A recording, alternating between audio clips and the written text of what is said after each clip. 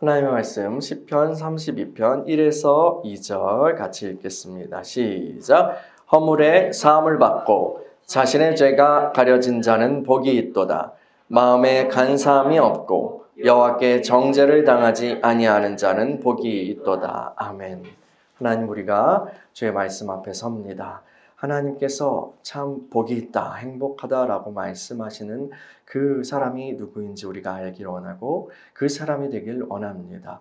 주님께서 보시는 그 시각대로, 그 관점대로 우리가 우리 자신을 바라보게 하시고 이 세상을 바라보게 하시고 또 그러한 삶을 사모하고 사랑하게 하여 주시옵소서. 성령 이 시간에 운행하여 주시며 말씀을 전하는 자를 붙들어 주셔서 주의 영으로 충만하게 하여 주시옵소서. 예수 그리스도의 이름으로 기도합니다. 아멘. 샬롬. 네, 시리즈 설교 그대 행복한 사람이요. 세 번째 시간입니다. 이 구약 성경에서 특히 시편에서 너 참 행복하다, 너 참 행복한 사람이다, 이 얼마나 행복한 사람이냐라고 하는 그런 표현, 그 표현이 이제 나오는 그 말씀들을 살펴보고 있는 중이에요. 첫 시간에 시편 1편 그리고 이어서 시편 2편을 봤죠. 오늘은 훌쩍 넘어가서 이제 32편, 시편 32편으로 왔습니다. 시편 32편은 다윗의 노래예요. 다윗의 노래요. 이 다윗은 그가 체험한 하나님의 은혜, 하나님의 행복을 우리도 동일하게 체험하기를 원하고 있습니다. 다윗이 말해요. 여러분, 누가 행복한 사람일까요? 누가 행복한 사람일까요? 허물의 사함을 받고 자신의 죄가 가려진 그 사람이 행복한 사람입니다. 누가 행복한 사람일까요? 마음에 간사함이 없고 여호와께 정죄를 당하지 아니하는 사람이 행복한 사람입니다. 이게 우리가 읽은 이 1절과 2절 말씀이에요. 그렇죠? 이 1절에 보면요. 1절에 보면 허물의 사함을 받고 자신의 죄가 가려진 자는 복이 있도다 해서 허물과 죄라는 표현이 나와요. 이 허물과 죄라는 표현은 종종 함께 등장해요. 아주 자주 함께 등장해요. 둘 다 이 죄악에 대한 어떤 방면들을 나타내는데요. 죄악의 어떤 특성들을 나타내는데요. 이 허물로 번역된 것은 페샤, 히브리어로 하면 페샤예요. 이 허물 그리고 죄는 하트인데 뭐 그렇게 다르다라고만 그냥 기억하시면 돼요. 이 허물이라고 번역된 단어는 불법, 반역 이런 걸 뜻해요. 그러니까 하나님이 정하신 선을 침범하는 거야. 하나님의 정하신 선을 침범하는 거예요. 하지 말라고 명령하신 것을 하는 거예요. 그게 허물이 뜻하는 거예요. 선악과 먹지 마! 했는데 먹은 거, 이게 허물이에요. 그리고 살인하지 말라! 했는데 살인한 거. 탐내지 말라 했는데 탐욕을 품은 거. 이게 이제 허물이에요. 법을 어기는 거죠. 법을 어기면 그에 따른 처벌을 받게 됩니다. 근데 여러분, 이 모든 행동은 단순히 개별 법 조항을 어기는 그것에서 그치지 않아요. 왜요? 모든 공의로운 법의 근원은 하나님이시기 때문이에요. 하나님이시기 때문이에요. 그래서 그 법을 어기는 것은 말씀하신 분을 거스르는 게 돼요. 말씀하신 분을 거스르는 게 되고 더 나아가서 하나님을 무시하고 하나님의 권위를 침범하고 한 거기 때문에 반역죄가 돼요. 반역죄. 공의로우신 하나님께 반역한 거예요. 그리고 반역의 대가는 사형이죠. 사형이요. 동서고금을 막론하고 왕이 반역자를 너그럽게 그렇게 하는 경우는 없어요. 반역하면 영모만 그냥 생각만 품어도 그게 걸리면 죽는 거예요. 아담 안에서 태어난 모든 인간은 이미 사형 선고를 받았어요. 왜요? 반역의 편에 속했기 때문이에요. 반역의 편에 속했기 때문이에요.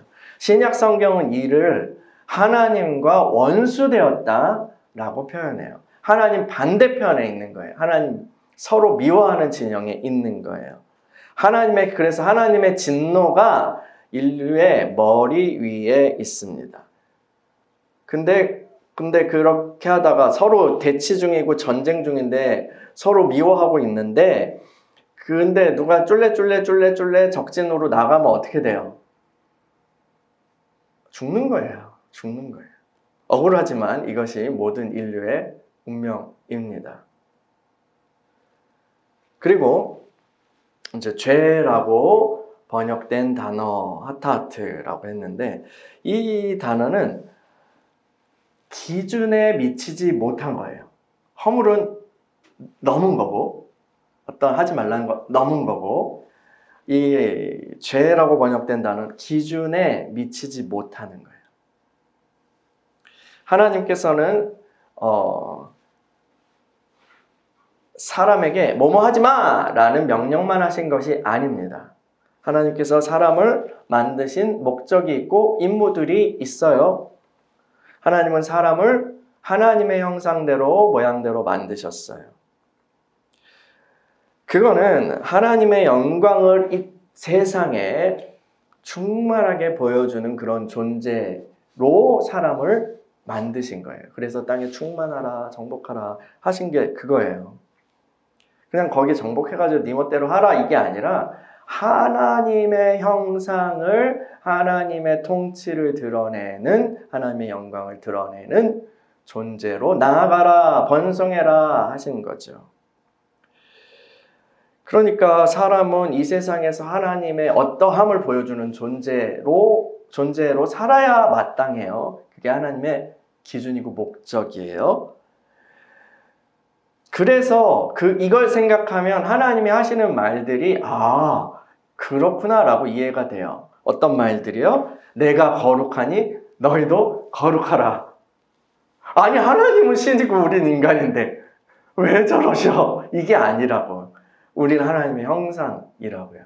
그러니까 내가 거룩한 것과 같이 나의 형상인 너희도 거룩하라 라고 말씀하시는 거예요.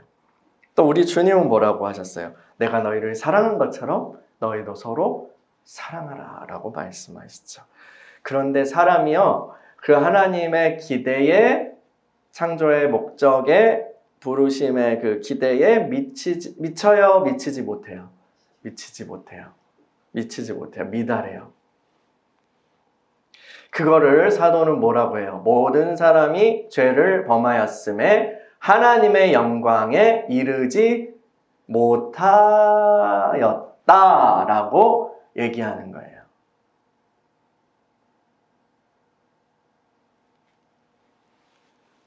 화영님, 도자기 구워보셨어요? 우리 체험해봤잖아요. 그죠?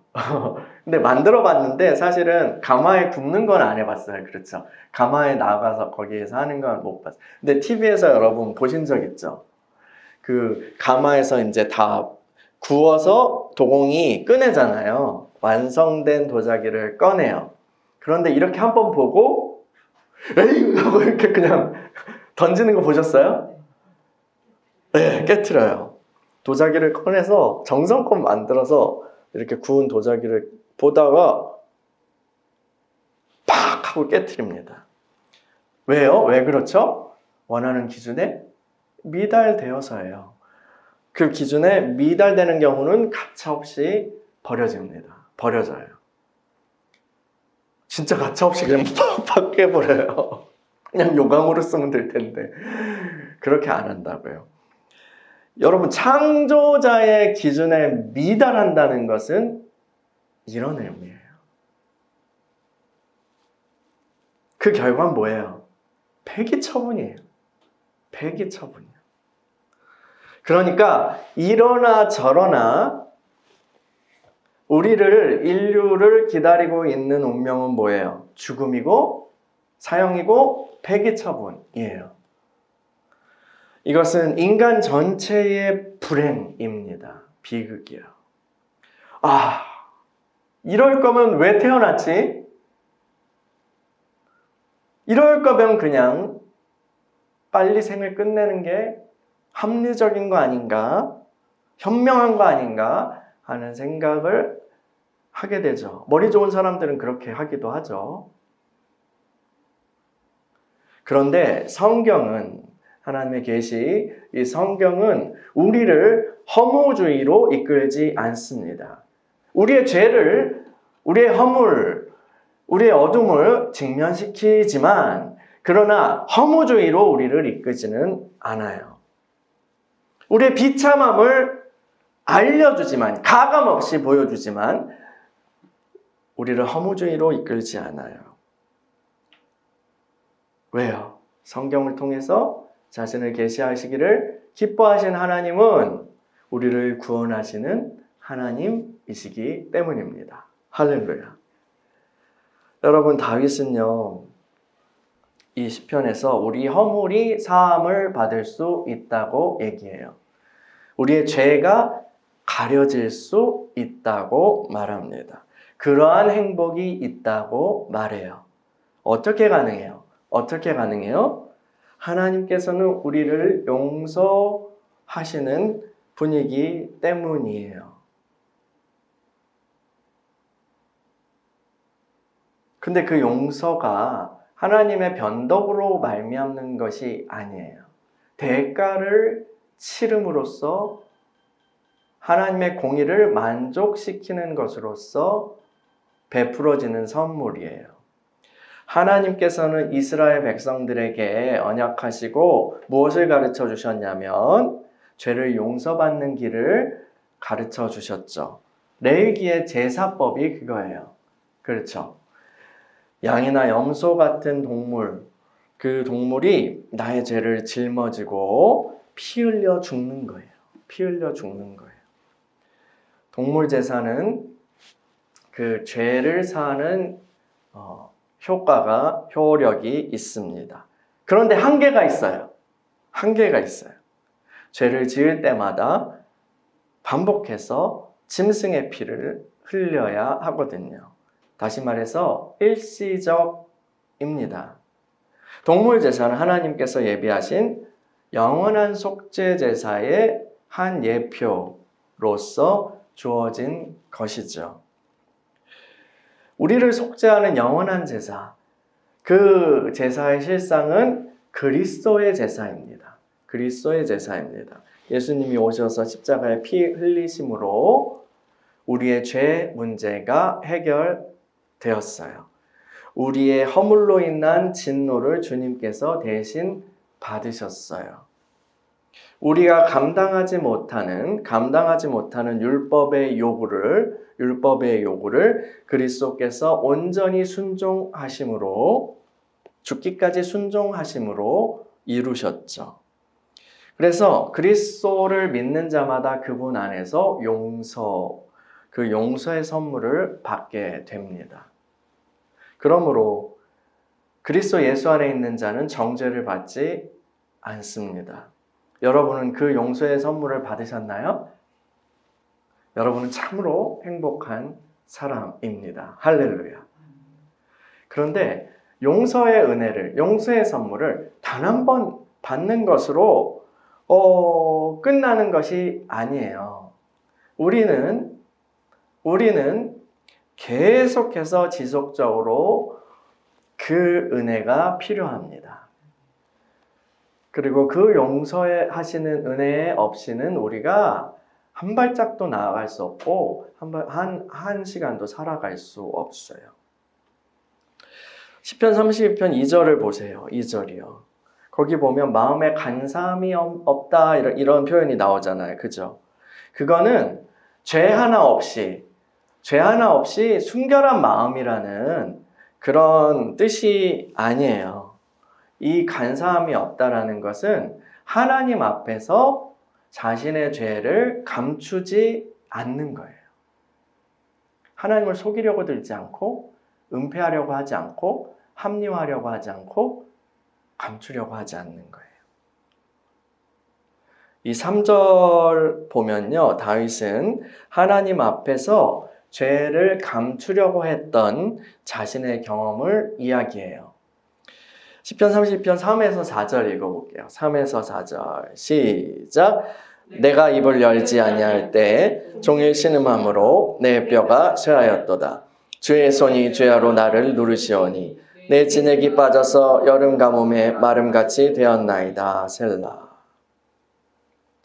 어떤 사람은 셀라는 읽는 것이 아니다 읽을 필요 없다라고 얘기하는데 저는 그냥 읽을게요.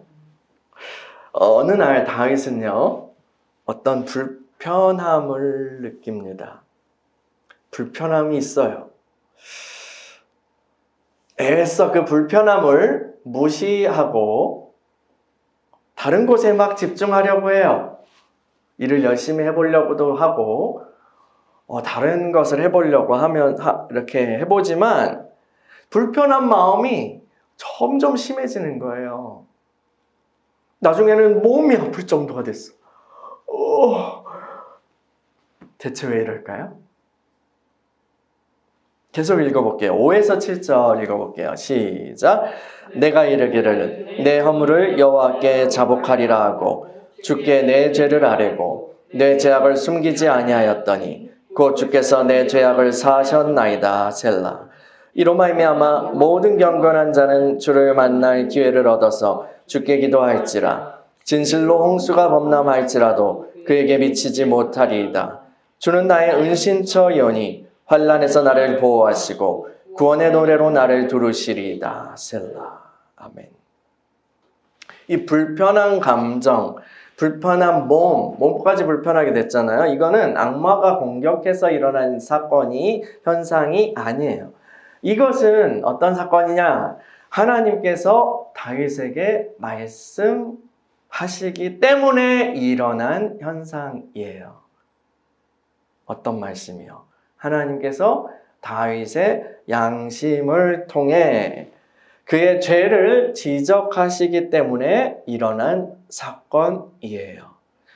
그래서 다윗이 그것을 무시하면 할수록 더 고통은 커져가고 결국 하나님께 항복합니다.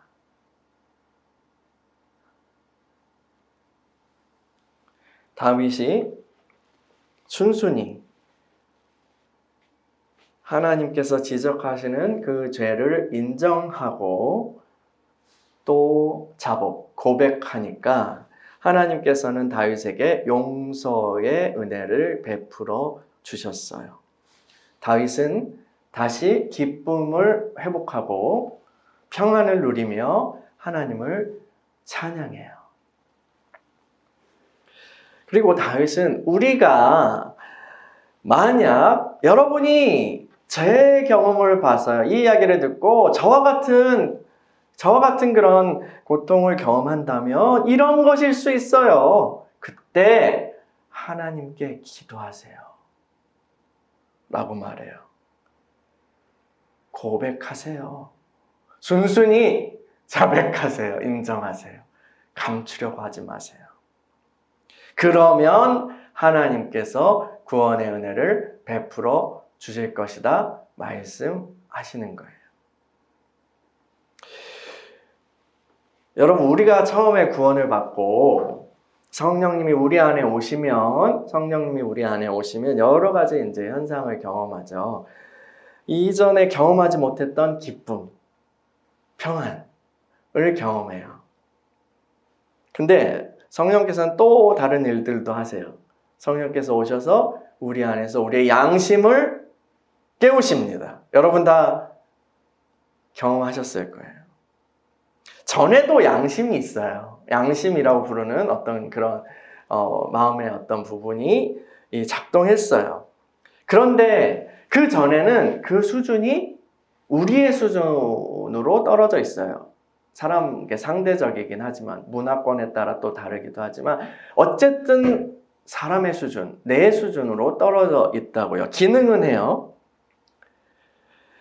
그런데 성령께서 우리 안에 오시면 그 양심의 먼지를 탈탈탈탈탈탈탈 이렇게 태우시고 또 스팀 청소기로 쫙 청소하시고 때로는 불로 그렇게 하시면서 불순물을 제거하시고 생명을 공급하셔서 점점 더 민감하게 활기차게 움직이게 활동하도록 깨우십니다.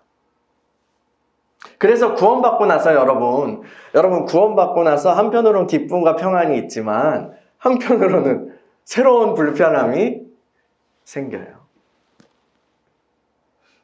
그래서 그 불편함 이게 뭐지? 근데 사도가 그러잖아요. 하나님의 뜻대로 하는 근심이라고 표현하잖아요. 그것이 생겨요. 이 불편함이 양심이 활성화되면서 일어나는 느낌이죠. 그러고 나서 점점 하나님께서 우리 주님께서 성령께서는 이 양심을 통해서 하나하나 말씀하세요. 뭘 얘기하셔요? 내가 뭐뭐 줄게, 벤츠 사줄게 이런 얘기 하세요? 승진시켜줄게, 돈 더 줄게 양심을 통해서 그 얘기 하실까요? 물론 그러실 수 있지만 성령께서 양심을 깨우시고 하시는 말씀은 우리의 죄에 대한 거예요. 하나님과 우리 사이를 막고 있는 죄와 허물에 대한 거예요.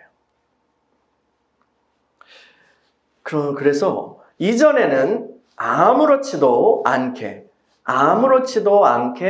했던 행동들, 말들, 그런 생각들이 이제 하나하나 불편해져요. 그럴 때 우리는 성령께서 나를 일깨워 주시는구나 라는 것을 생각하고 잘 알아듣고 어떻게 해야 돼요? 회개해야 돼요. 하나님께서는 또한 과거에 내가 했던 어떤 일에 대해서 지적하실 수도 있어요. 우리들도 그렇잖아요. 뭐 부부가 이렇게 허심탄회하게 이야기를 하다가 관계를 이렇게 또 풀다가 지금 하고 싶은 얘기가 있죠. 당신이 이런 점이 마음에 안 들어. 이렇게 공격적으로 하면 좀 안 풀리겠지만 어쨌든 이런 것 때문에 내가 너무 마음이 아파 라고 하는 것도 있지만 전혀 몰랐던 일들을 얘기할 때도 있어요. 과거에 몇 년 전에 맨날 그것만 울거먹고 막 가스라이팅 하면 안 되지만 그렇지만 과거에 그때 그 일이 내가 정말 마음이 아팠어. 그랬어. 그 정도인지 몰랐어. 하면서 과거의 일을 얘기할 때도 있다고요. 근데 하나님과의 관계에서도 그럴 수 있어요. 당장 지금 이 습관 나 마음에 안 들어. 이 습관 마음에 안 들어. 그 말은 안 하는 게 좋겠어. 이런 생각은 절로 치워버려. 내가 기뻐하지 않아. 이렇게 할 수 있지만 과거의 어떤 것 때문에 그때 내가 정말 마음이 너무 아팠어. 아들아, 딸아, 얘야. 그때 내가 너무 속상했단다라고 얘기하실 수 있어요. 그럴 때는 고백해야 돼요. 인정하고 회개해야 돼요. 여러분, 기독교 출판계에서요, 미국 사람이에요. 굉장히 사랑을 많이 받았던 베스트셀러 작가 중에 그 필립 얀시라고 있어요. 필립 얀시. 그래서 내 안에 하나님이 없다. 내가 알지 못했던 예수. 이런 책을 쓰신 분이에요. 내가 알지 못했던 예수라는 책을 제가 대학생 때 읽었는데 너무 좋았어요. 예수님을 정말 더 깊이 아는데 도움이 많이 들었죠. 저뿐만 아니라 많은 사람들이 그분의 도움을 받았어요. 그런데요, 얼마 전에 필립 얀시가 공개적으로 아주 충격적인 고백을 했어요. 자신이 엄청나게 사랑을 받았던 그 시기에, 지금은 이제 몸이 아팠기도 하고 파킨슨도 앓고 아팠기도 하고 늘 좀 이제 나이가 들고 해가지고 이제 지났지만, 근데 그때 2000년대 아마 초중반일 거예요. 그때에 정말 잘 나가던 그 시절, 그때에 무려 8년 동안 자기 아내 모르게 다른 사람의 아내와 불륜 관계를 지속했다는 거예요. 지금은 이제 그 관계는 정리됐고 아내에게 용서를 구하고 아내도 그것에 대해서 용서하려고 한다고 그렇게 친히 글을 쓰기도 하고 이제 상담을 진행하고 있는 중이다. 이런 내용의 근황을 공개적으로 올린 거예요. 그리고 모든 활동을 이제 중단합니다. 라고 고백하는 거죠. 공개적으로 이렇게 죄를 고백한 필립 얀시, 그 소식을 듣고 저를 비롯한 많은 그리스도인들이 충격을 받았어요. 충격을 받았어요. 필립 얀시의 죄는 무겁죠. 그리고 아내 입장에 생각하면 끔찍하잖아요. 그리고 그 불륜 상대도 사실은 유부녀였으니까 그 남편은 또 그렇잖아요. 아내를 비롯한 많은 사람들을 기만한 거예요. 그것도 한순간의 실수도 아니고 계속 8년이나 지속됐다고요. 하나님의 영광을 가린 거예요. 근데 이 필립 얀시가 조용히 묻고 넘어갈 수도 있었을 거예요. 지났으니까. 끝났으니까. 시간이 지났으니까요. 그런데 한참 지나서 그는 공개적으로 자신의 죄를 고백해요. 요즘은 인터넷 때문에 전 세계에 그냥 한순간에 퍼져요. 모든 사람이 알게 돼요. 왜 그랬을까요? 왜 그렇게 고백해야만 했을까요?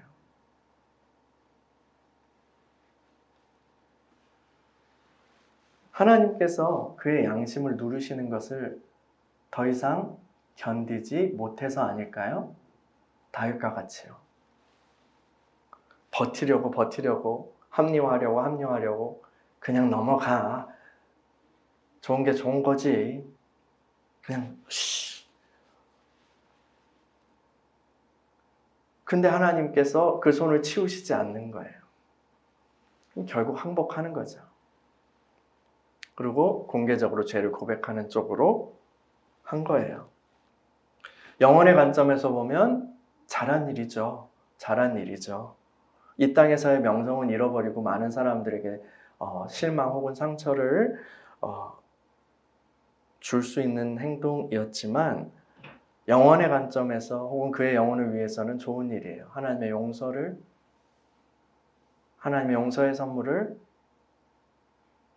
받을 테니까요. 필립 얀시 같은 유명한 사람들도 있지만 우리들도 그런 경험들을 해요. 소소한 죄들 혹은 뭐 말 못할 그런 죄들 우리도 범할 수 있죠. 몇 년 전에 제가 온라인으로 학업을 했잖아요. 그렇죠. 어떤 과목에서 이제 그 학기 중에 그 과제가 있었어요. 과제가 있는데 신약을 전체를 다 읽어야 돼요. 신약 전체를 다 읽어야 되는 그런 과제가 있었어요. 점수 배점은 높지 않지만 뭐 10%, 5% 이렇게 했는데 학기 말이 다가왔는데 제가 신약의 한 70%밖에 못 읽은 거예요. 그 과제는 스스로 내가 어디까지 읽었는지 이렇게 완료 여부를 답하는 거예요. 온라인으로 이제 하는 거니까. 근데 제가요, 다 읽었다고 표시했어요. 다 읽었다고. 다 못 읽었어요. 왜요? 그때 제가 왜 그랬을까요?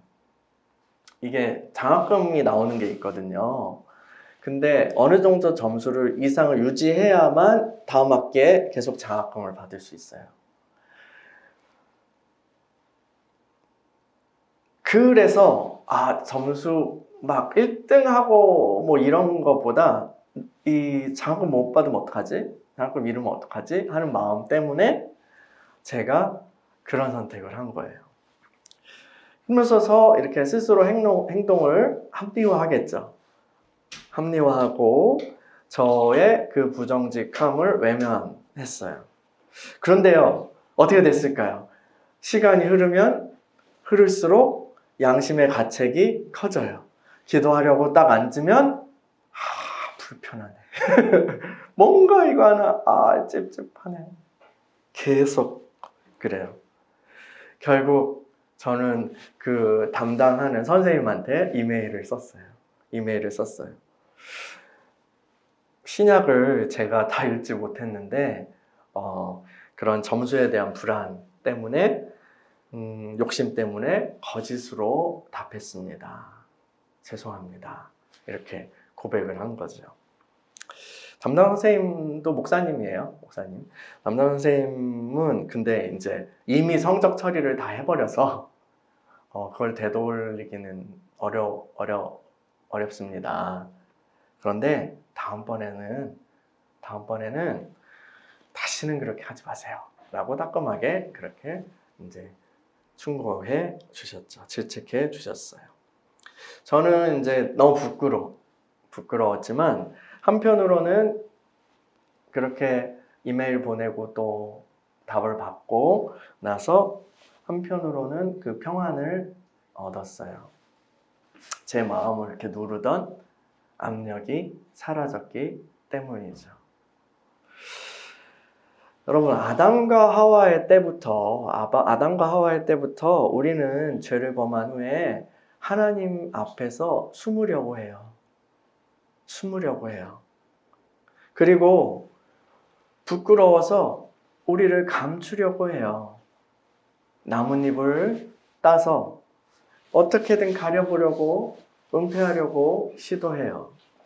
그러나 모든 것을 감찰하시는 하나님, 그 하나님 앞에 그분의 영광스러운 또 거룩한 빛 앞에서 나뭇잎 같은 거 그냥 쓰러져 버려요. 우리의 죄와 허물을 가릴 수 있는 방법은 없어요. 우리 스스로는 할 수 없어요. 우리의 수치는 오직 하나님의 방법으로만 가릴 수 있어요. 하나님께서 그때 어떻게 하셨어요? 짐승을 잡아서 가죽으로 옷을 만들어서 이렇게 입혀주셨잖아요. 우리의 수치를 가리시기 위해서 한 짐승이 혹은 복수의 짐승이 죽어야 했어요. 피를 흘려야 했어요. 그것은 장차 하나님께서 어떤 방식으로 우리를 용서하시고 구원하실 것인지에 대한 예표라고 할 수 있습니다. 하나님의 아들이신 예수 그리스도께서 우리를 위해서 피 흘려 죽으셨죠. 세상 죄를 지고 가는 하나님의 어린 양. 세상 죄를 지고 가는 하나님의 어린 양으로 인해서 우리의 허물이 옮겨졌어요. 우리는 반역되어서 쫓겨나야 돼요. 슬피 울며 바깥 어두운 데서 슬피 울며 일을 가는 거, 그것이 우리의 몫이에요. 그런데 주님 한 번도 끊어진 적 없는 그 성부와 성자의 그 사랑의 관계가 끊어졌어요. 우리의 죄를 짊어지시고 하나님께서는 그 십자가 위에 주님께 진노를 퍼부으셨죠. 한 번도 끊어진 적 없는 사랑의 관계가 일시적으로 그때 끊어진 거예요.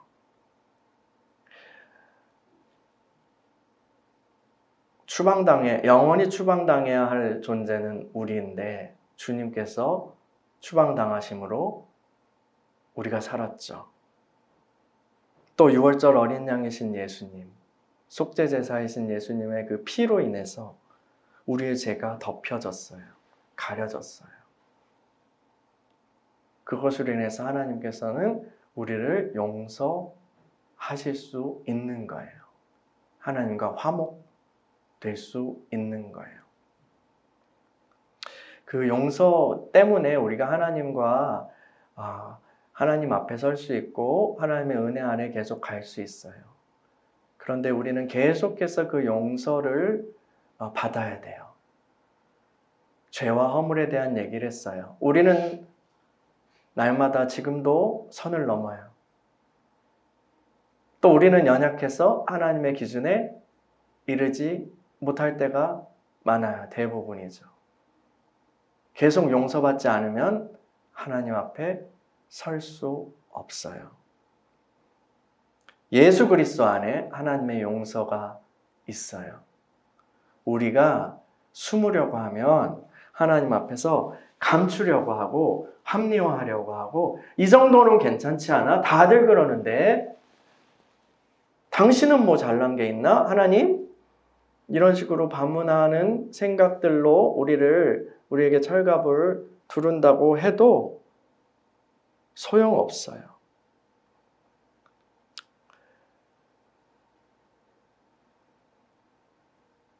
우리는 순순히 죄를 인정해야 돼요. 우리의 허물을 고해야 돼요. 그것이 용서받는 길이에요. 죄를 인정하지도 않는데 어떻게 해결을 받아요? 문제를 문제로 인정하지도 않는데 어떻게 해결을 받아요? 내가 아프다고 해야 약을 먹을 수 있잖아요. 의사가 이 약을 드세요. 그럼 나을 겁니다. 아니요, 저 약 안 먹는데 나는 환자가 아닌데요. 주님께서 뭐라고 하셨어요? 병든 자들에게 나야 의원이 쓸 때가 있다 라고 했어요. 그것은 어떤 사람들은 병 안 들었고 어떤 사람들은 건강하고 이 얘기가 아니에요. 하나님의 관점에선 다 우린 병자예요. 그런데 그 병을 인정하는 사람은 치료를 받을 거예요. 그러나 나는 병자가 아닙니다. 나는 환자가 아닙니다. 라고 했던 마치 그때 서기관들 바리새인들과 같이 그런 태도로 나오는 사람들은 약을 받아도 먹지 않을 거예요. 용서의 은총을 받지 못할 거예요. 하나님께서 우리의 양심을 누르시는 것은 하나님께서 우리를 괴롭히기를 좋아하셔서 그런 것이 아닙니다. 하나님은 그렇게 가학적인 분으로 오해하면 안 돼요. 그분은 우리를 용서하길 원하시고 그분은 우리에게 좋은 것을 주기를 원하세요. 악인이 멸망하는 거 내가 원치 않아 라고 에스겔 선지자를 통해서 말씀하셨어요. 하나님의 마음을 알아야 돼요. 왜요? 근데 왜 우리의 양심을 짓누르시는 거예요? 양심을 통해서 그렇게 집요하게 고백하도록 또 용서받도록 그렇게 누르시는 거예요. 왜요? 하나님과 우리 사이를 죄가 가로막기 때문입니다. 하나님이 좋은 것을 주시고 싶으셔도 하나님께서 은혜를 주시고 싶으셔도 죄가 우리 사이를 가로막고 있으면 막히는 거예요. 부끄럽다고 체면 구긴다고 하지 말고 하나님 앞에 나아가서 고백하면 용서의 선물을 받게 됩니다. 거기서부터 막혔던 부분이 빵 하고 뚫리고 다시 복과 은혜가 흐르게 되는 거예요. 회복이 시작되는 거예요. 그래서 회복은 어디서 시작해요? 회개. 여러분, 하나님 앞에서 죄를 숨기는 것 혹은 죄를 숨기려고 하는 것만큼 어리석은 일은 없어요. 죄를 감추고 그것을 막 침대 밑으로 쑤셔놓고 안 보여 하는 것이야말로 어리석은 일이에요. 하나님은 마음을 감찰하시거든요. 다 하세요. 그래서 죄를 깨닫는 거는 좋은 거예요. 죄를 깨닫고 있다는 거는 좋은 거예요. 왜요? 하나님 용서해 주시기 위해서 깨닫게 하시는 거거든요. 용서하시는 하나님 우리 하나님이시기 때문이죠. 그래서 죄를 깨닫고 회개하는 것이 얼마나 큰 복인지 몰라요. 깨끗하게 된 그 양심을 통해서 막혔던 복의 통로가 더 열리고 하나님의 은혜가 더 충만하게 부어지는 거예요. 여러분, 이 은혜를 사모하시기 바랍니다. 이 회개를 통한 회복의 은혜를 받는 자가 참으로 행복한 사람인 줄 믿습니다. 할렐루야. 우리 이 시간에 같이 기도하겠습니다.